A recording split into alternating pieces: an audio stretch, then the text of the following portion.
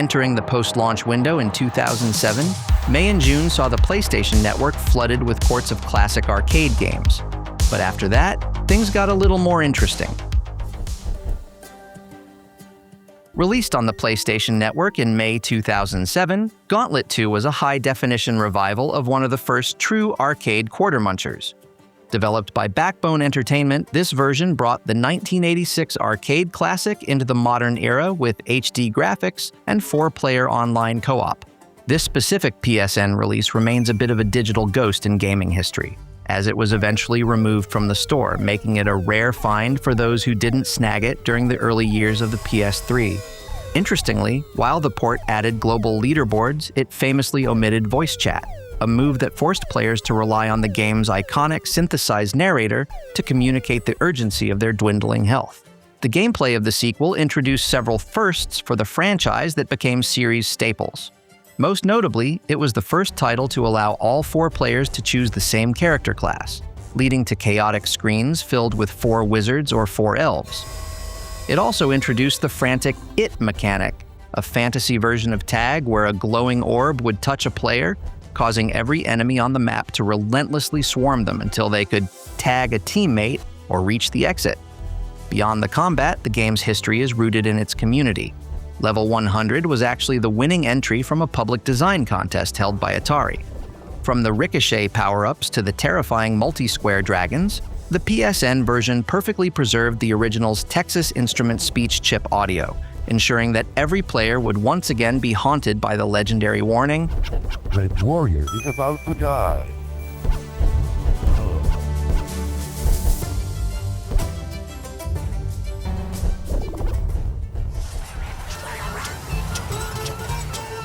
Calling All Cars holds a unique place in PlayStation history as the final project from Incognito Entertainment lead David Jaffe, the creator of Twisted Metal and God of War, before he left to co-found studio Eat Sleep Play. Released in May 2007, it was designed to be a purity test for gameplay, stripping away narrative to focus entirely on chaotic top-down vehicular combat that Jaffe described as trash-talking multiplayer. Visually, the game was an early technical showcase for the PlayStation Network, running at a crisp 1080p and 60 frames per second, a feat many retail discs struggled with at the time.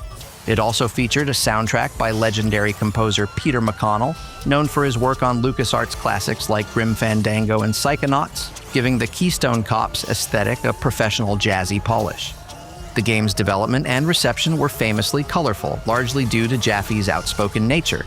It was originally titled Criminal Crackdown, but the name was scrapped because Sony feared it was too similar to Microsoft's Crackdown. Despite positive early buzz, Jaffe later reflected on the game as a mistake, admitting that the whimsical, cel-shaded art style likely misled players into thinking it was a casual experience, when in reality, the vicious AI and steep learning curve were hardcore to a fault. This difficulty even led to a public spat between Jaffe and GameSpot after a middling review, illustrating the high stakes of the early PSN era. Sadly, the game's online servers were among the first to be shuttered, closing in January 2010, just 3 years after launch.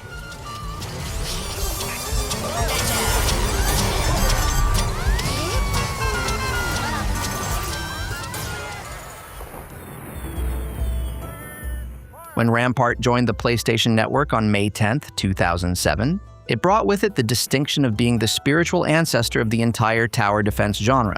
Like the other Midway classics ported by Backbone Entertainment, this version featured a significant jump to 1080p resolution and support for 3-player online battles. A rarity, as most home console ports of the 1990 arcade original were limited to just 2 players. However, this release became notorious for its control scheme. While the arcade version utilized a high-precision trackball, the PS3's 6-axis controller struggled to replicate that speed, often leaving players frantically overshooting their wall placements during the high-stress repair phase. The game is famous for its dark victory screens where you could choose to execute an opponent by either beheading them or making them walk the plank. In a bizarre bit of localized history, the Japanese Famicom version by Konami actually swapped these gritty medieval themes for a campaign based on Little Red Riding Hood. The PSN version remained faithful to the arcade's hardcore roots, including the relentless grunts. tiny tanks that would land on your shore and move around during the building phase to physically block you from placing Tetris-like wall pieces. Despite its cult status, this version was eventually delisted from the store, making it another lost digital treasure of the early PS3 era.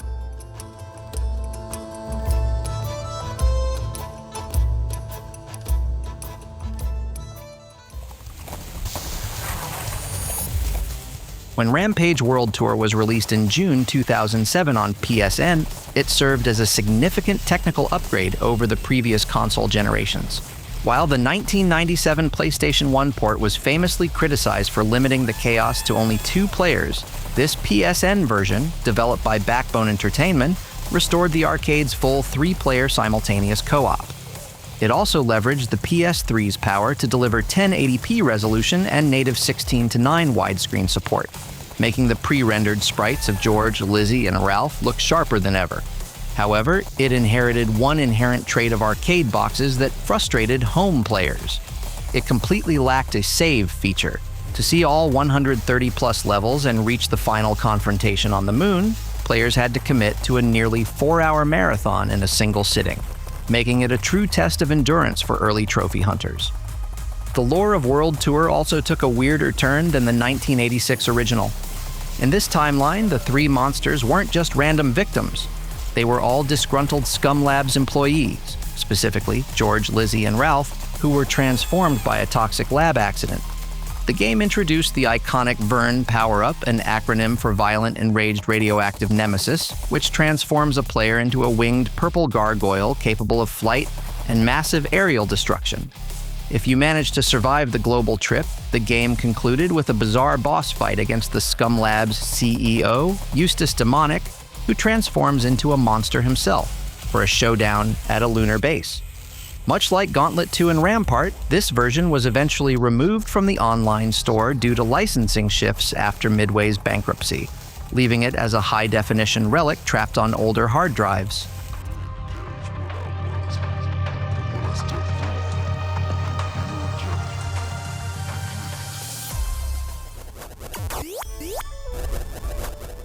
When Joust swooped onto the PlayStation Network in May 2007, it brought the 1982 Williams Electronics classic into the high-definition era, courtesy of, you guessed it, Backbone Entertainment. This version was a rare treat for purists, offering a pixel-perfect emulation of the arcade original, but rendered in 1080p resolution with global leaderboards that tracked all-time and weekly highs. While the PS3's D-pad was often criticized for being too mushy for the frame-perfect flapping required to maintain altitude, this port remains a fascinating moment in PSN history because it was one of the first titles to offer online multiplayer, allowing knights on ostriches to battle each other across the globe, a feature that was technically impossible during the game's arcade heyday. Originally, the developers at Williams wanted the knights to ride horses, but they quickly realized that animating a galloping horse was too taxing for early 8-bit hardware. Flight was much easier to simulate, leading to the iconic ostrich and stork mounts. This PSN version also preserved a famous bug turn feature known as the pterodactyl kill, where a player can defeat the invincible pterodactyl by hovering at a specific height and stabbing it in its open mouth. Perhaps the most interesting meta fact is that this specific 2007 release was part of a legal tug-of-war following Midway's bankruptcy in 2009.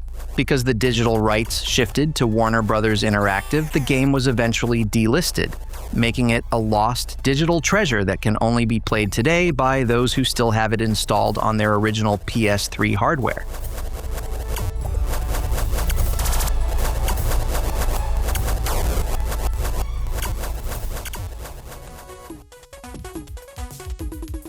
When Championship Sprint drifted onto PSN in May 2007, it served as a high-definition revival of the 1986 Atari Classic, which was itself a more compact championship evolution of the legendary Super Sprint. Developed by Backbone Entertainment, who clearly owned this year, this PSN version was one of the earliest titles to support a full 1080p resolution, making the tiny, color-coded Formula One cars look incredibly sharp against the pre-rendered tracks. However, it faced a unique challenge. The original arcade cabinet utilized a 360-degree free-spinning steering wheel, which allowed for the frantic, twitchy oversteering necessary to nail tight corners. Translating that high-speed spin to the limited throw of a DualShock 3 analog stick made the PSN version notoriously difficult, often feeling slippery to players who didn't grow up with the original hardware. Championship Sprint was the first in the series to introduce 8-way scrolling tracks, moving away from the single-screen overhead view of the original Sprint games to allow for more complex, winding layouts. This PSN port also preserved the iconic drone AI, which was famously programmed to be ruthless. The computer-controlled cars would frequently ignore the racing line just to ram the player into a wall or a water hazard. Interestingly, while the game featured global leaderboards and online play, it was one of the first digital titles to be caught in the Midway Games bankruptcy fallout. Because the rights were eventually acquired by Warner Brothers, the game was delisted from the PlayStation Store, making it a phantom title that only exists today on the hard drives of early PS3 adopters.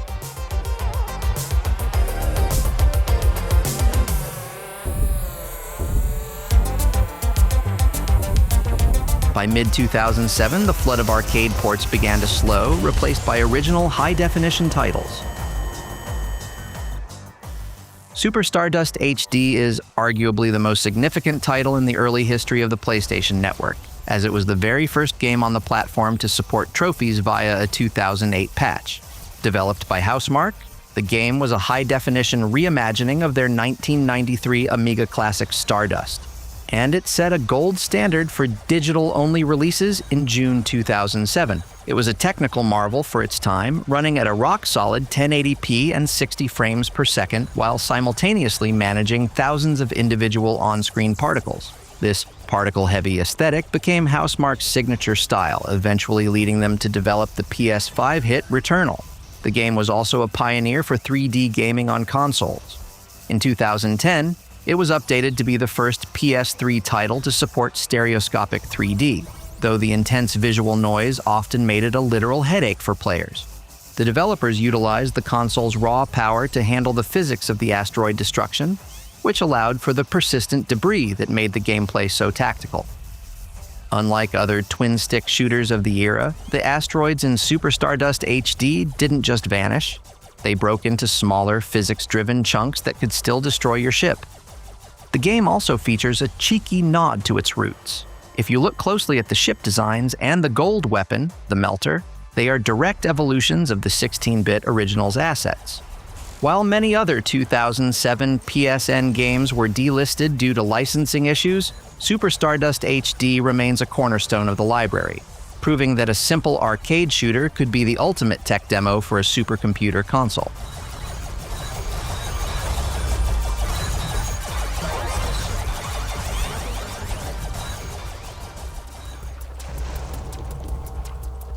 Nucleus is a biological think-em-up that swapped outer space for the microscopic world of the human body.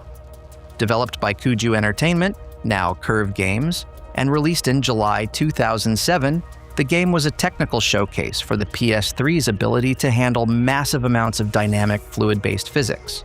Unlike traditional twin-stick shooters where projectiles simply travel in straight lines, the bacteria and cells in Nucleus reacted to the player's movement and gravity, creating a swirling, viscous environment that felt alive.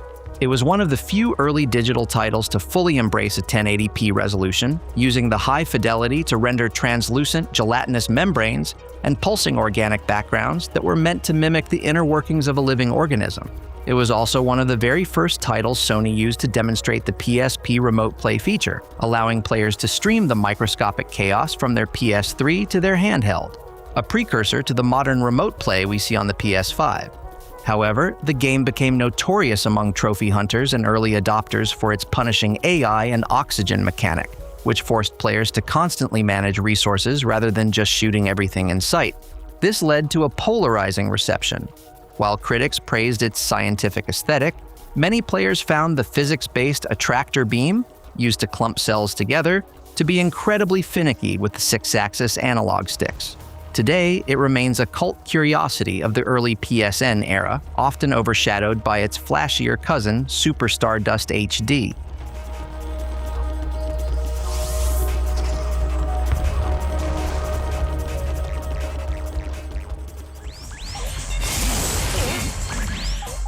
Super Puzzle Fighter 2 Turbo HD Remix was a landmark title for the PlayStation Network in 2007, marking the first time Capcom's 1996 cult classic received a high-definition overhaul.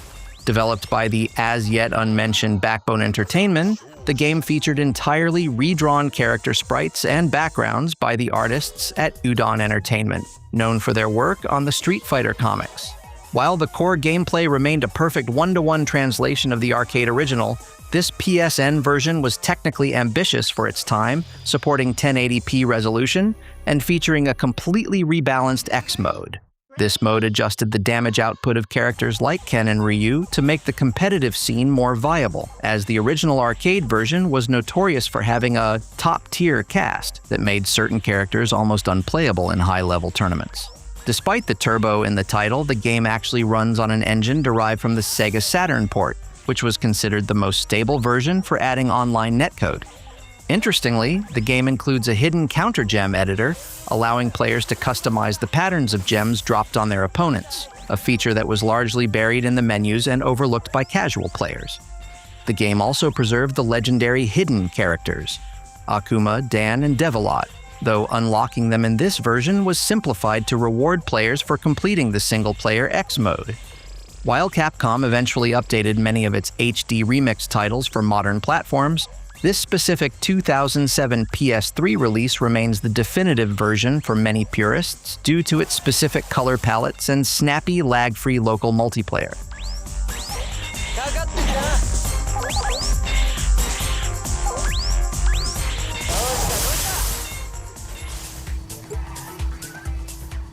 PixelJunk Racers was the 2007 debut of the now legendary PixelJunk series by Q Games, a studio founded by Dylan Cuthbert, who co-developed Star Fox at Nintendo.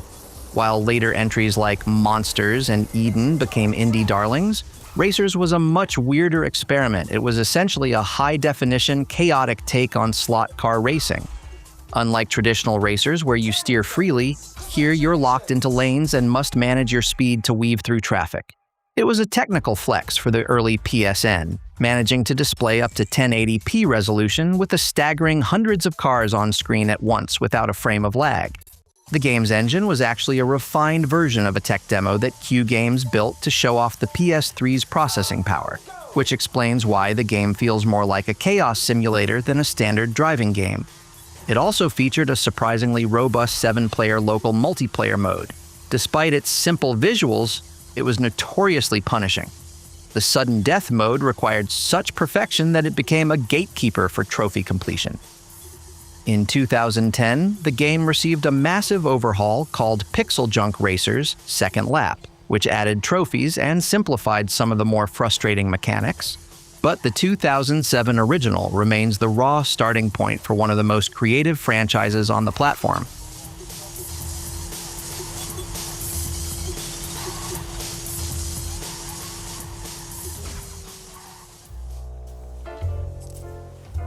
High Stakes on the Vegas Strip Poker Edition, not Strip Poker Edition, haha, went all in on the PlayStation Network in September 2007. More than just another card game, it was designed as a living social hub for the early PS3 community. Developed by Coresoft, it was one of the first titles to fully integrate the PlayStation Eye camera, allowing players to project their actual faces onto their avatars during online matches, a feature that led to a mix of genuine poker faces and predictable basement-dwelling shenanigans. The trivia behind its development reveals a game trying to bridge the gap between casual and pro play. It featured 5 different poker variants, including the rare Billabong and Shanghai, which were almost never seen in video game form at the time. Perhaps the most 2007 fact about the game is that it was one of the first digital titles to offer a comprehensive lifestyle simulation, where players could use their winnings to purchase higher stakes entry fees and customize their penthouse suites, a precursor to the social mechanics of PlayStation Home. Despite being a launch year title, it received a massive update in 2008 to add trophies and improved netcode, but it eventually became a digital ghost when it was delisted from the store.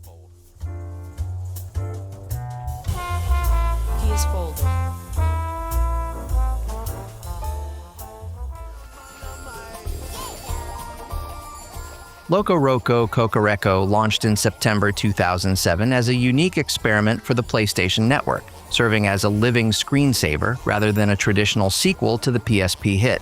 Developed by SCE Japan Studio, it was the first time the franchise was seen in high definition, which made the vibrant paper-cut aesthetic look like a moving children's book.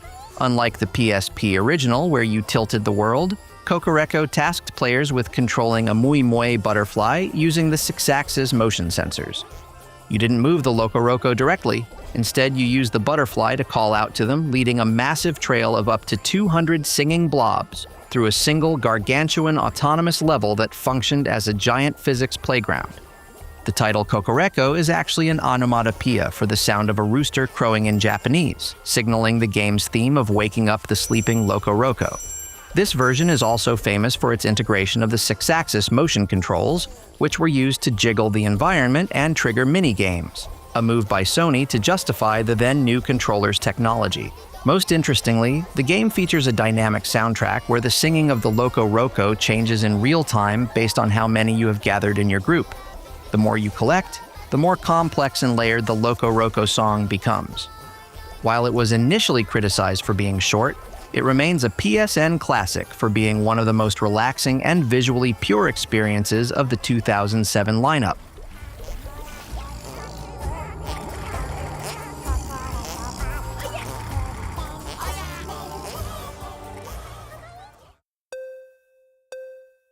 Go Sports Ski, known as Omega 5 in some regions, though part of the Go Sports initiative, carved its spot on the PSN in late 2007.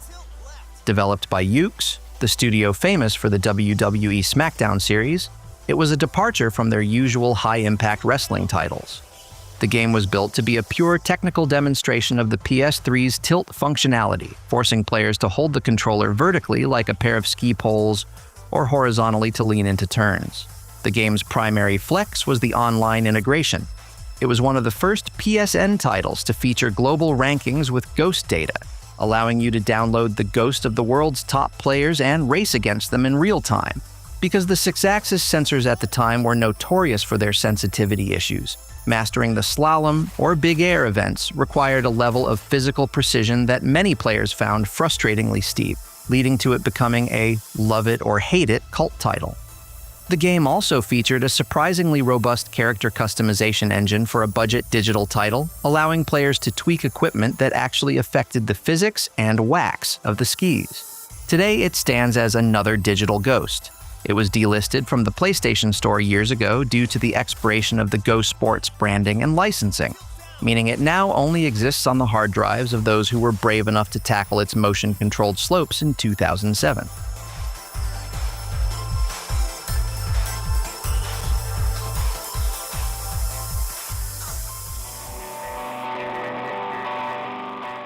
Everyday Shooter is often cited as the first indie masterpiece of the PlayStation Network, arriving in October 2007 as a solo project by developer Jonathan Mack.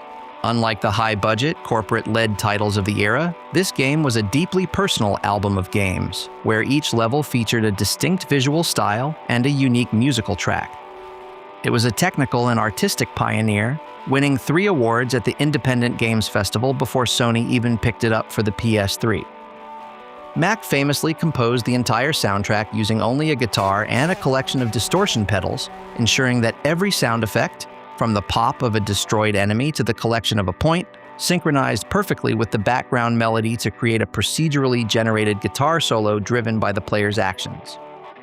Mack originally intended for the game to be a simple, non-musical shooter, but he became inspired by the idea of synesthesia, the blending of sight and sound, after experimenting with how geometric shapes could react to audio frequencies. This resulted in a game where dying didn't just end your run, it added a discordant note to the song, making the player's failure part of the composition. Everyday Shooter was also one of the first PSN titles to forgo a traditional lives system in favor of a points-as-currency mechanic, where players spent their hard-earned score to unlock extra lives or new levels. While it didn't support 1080p like many of its peers, its influence was massive, paving the way for the art game movement on consoles that would later bring us titles like Journey and Flower. Q4 of 2007 saw more varying releases coming out from different developers. Sony also released the PlayStation Eye, a $40 camera that was bad. Operation Creature Feature was one of the first titles to fully utilize the PlayStation Eye camera, launching in October 2007 as a unique experiment in touchless gaming. Developed by SCE London Studio, the team behind iToy, the game featured hundreds of tiny bug-like creatures called blurbs that lived inside your TV. Instead of using a DualShock 3, players had to use their actual hands in the real world to shadow puppet the creatures across the screen. The game was a technical showcase for the PS3's image processing power, as it had to distinguish between the player's hands and the background in real time to simulate physical interaction, allowing you to scoop up blurbs or scare them away with sudden movements. The game was actually part of a trio of Go titles, alongside Go Puzzle and Go Sports, designed to prove the PS3 was more than just a hardcore gaming machine. It featured a bizarre breeding mechanic where players could influence the evolution of their blurbs based on how they interacted with them, leading to different colors and behaviors. Since the game relied entirely on ambient light for the camera to track movement, it became notorious for being unplayable in dark rooms, leading to many early PS3 owners having to rearrange their lamps just to finish a level. Today, because it requires the now obsolete PlayStation Eye and was delisted from the store years ago, Operation Creature Feature is one of the hardest PSN titles to experience in its original form.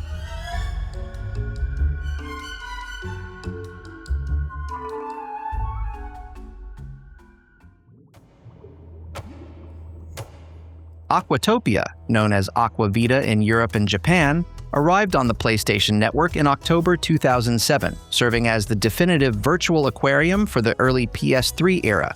Also developed by SCE London Studio, it wasn't a game in the traditional sense, but rather an interactive technical showcase for the PlayStation Eye camera. The primary hook was the interactivity. By waving your hands in front of the camera, you could tap on the glass to startle the fish or dip your fingers into the water to feed them. This made it a popular choice for early adopters who wanted to show off the PS3's camera processing and HD capabilities to non-gaming family members. Aquatopia featured a large variety of sea life, but the most interesting feature was the dynamic lighting and sound.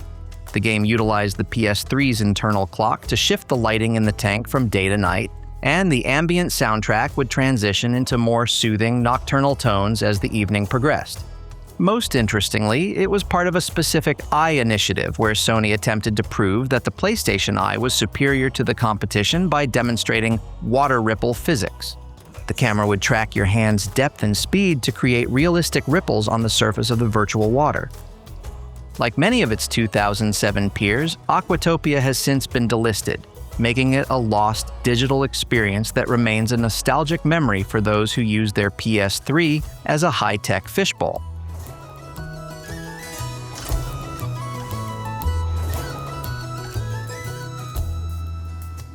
Back where it started, press select. Where my baby powder? Where my winches at?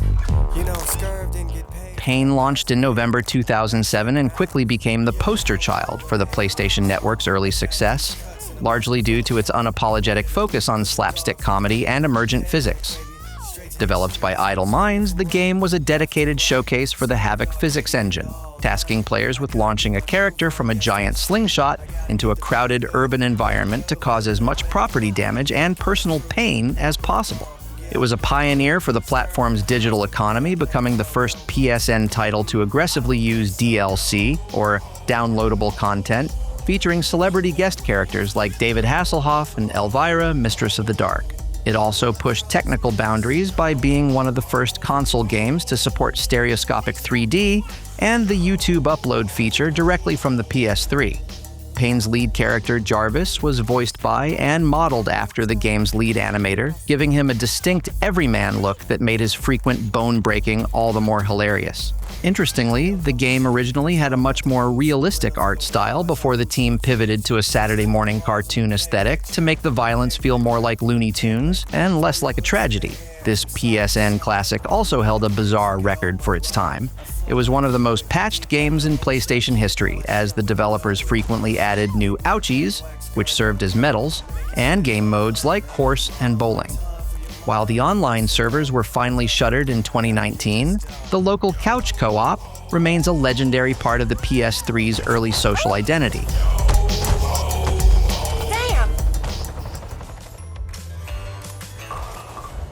High-velocity bowling rolled, and I have more bowling puns to spare, onto the PlayStation Network in December 2007, serving as Sony's high-definition answer to the motion control craze sparked by Wii Sports. Developed by Sony's San Diego studio, the same team behind the MLB The Show franchise, it was built entirely around the 6-axis motion sensors, requiring players to mimic a physical bowling motion by swinging the controller. The game holds a prestigious spot in trophy history. While it didn't launch with them, it was eventually patched to become the very first PSN-exclusive digital title to offer a Platinum trophy, a move that fundamentally changed how small digital games were perceived by the hardcore hunting community. High-velocity bowling featured a cast of 10 over-the-top characters, each with their own unique bowling alleys, theme music, and specific trick shots that players could unlock.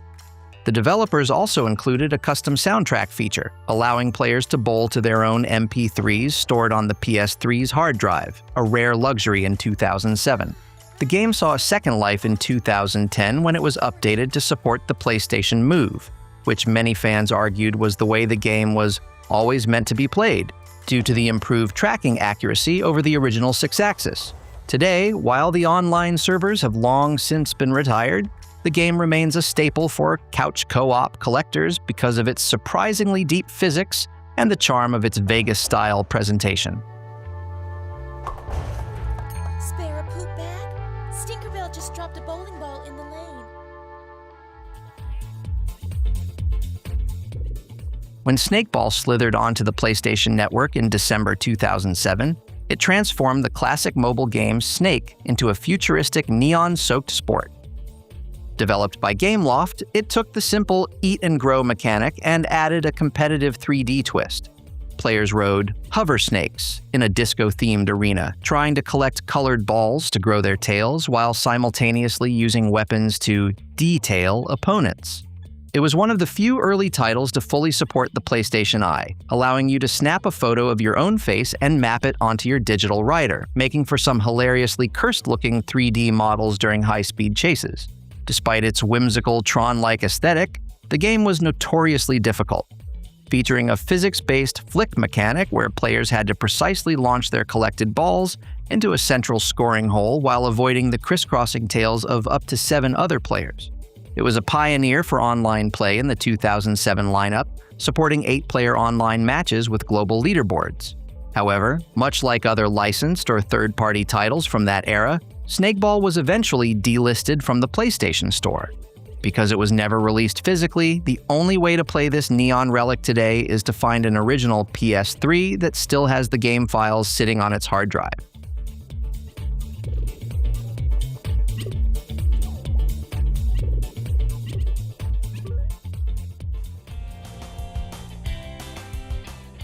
Toy Home, known as Toy Shop in Japan, raced onto the PlayStation Network in December 2007, serving as a spiritual successor to the quirky driving games of the PS1 era like Micro Machines. Developed by Game Republic, the studio founded by Street Fighter II and Resident Evil veteran Yoshiki Okamoto, the game transformed a messy family home into a high-stakes obstacle course for miniature toy cars. It was a primary showcase for the 6-axis motion sensors, as it abandoned traditional analog steering entirely. Players had to tilt the controller like a steering wheel to navigate through cluttered bedrooms and kitchens. Despite its budget digital price point, it was a technical overachiever, featuring a physics-heavy environment where almost every household object, from toy blocks to fruit, could be realistically knocked over or shoved aside. Unlike most racing games that focus on finishing a lap, Toy Home was built around a combo system, where players earn time extensions by constantly smashing into objects or collecting coins, making the gameplay feel more like a high-speed puzzle than a standard racer. The game also featured a second gear expansion pack that added trophies and new levels, but it became notorious for its extreme difficulty curve, as the sensitive 6-axis controls made the tabletop levels particularly punishing for perfectionists. After Game Republic shut down in 2011, the game was eventually delisted from the PlayStation Store, meaning this colorful piece of PS3 history is now trapped on the hard drives of early adopters.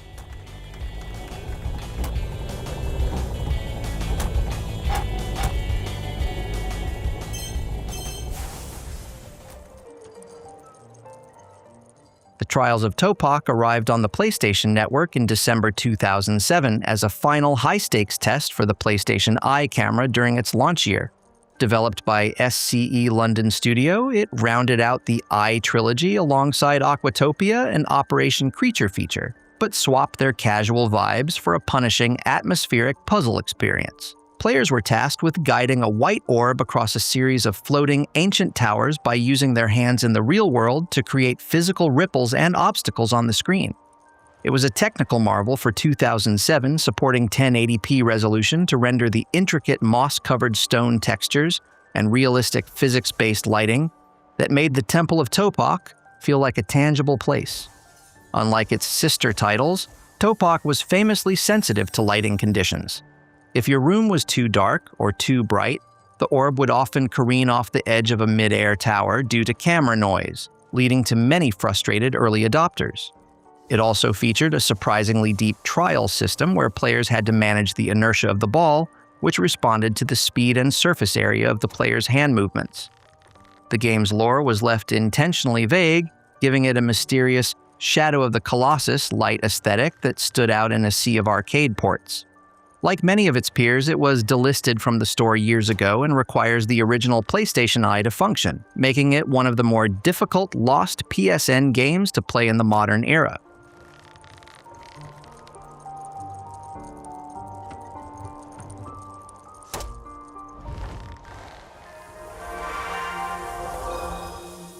Mesmerize Distort launched on the PSN in December 2007 as one of the most abstract and experimental applications of the PlayStation Eye camera.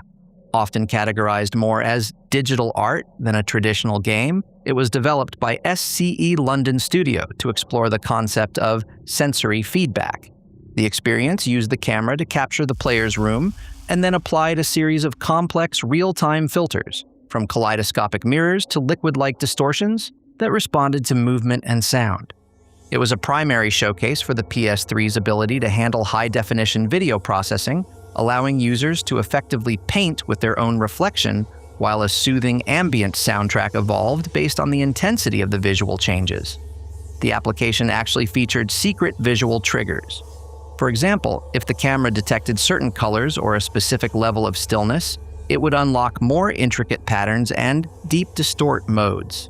It was also designed to be a social background for parties, featuring a visualizer mode that allowed the PS3's music player to drive the distortions without human input. Because it was never intended to be a blockbuster, it remains one of the most obscure pieces of software in the 2007 catalog. It was delisted alongside the other eye-centric titles and requires the now obsolete camera to function, making it a rare artifact of the era when Sony was experimenting with interactive artware.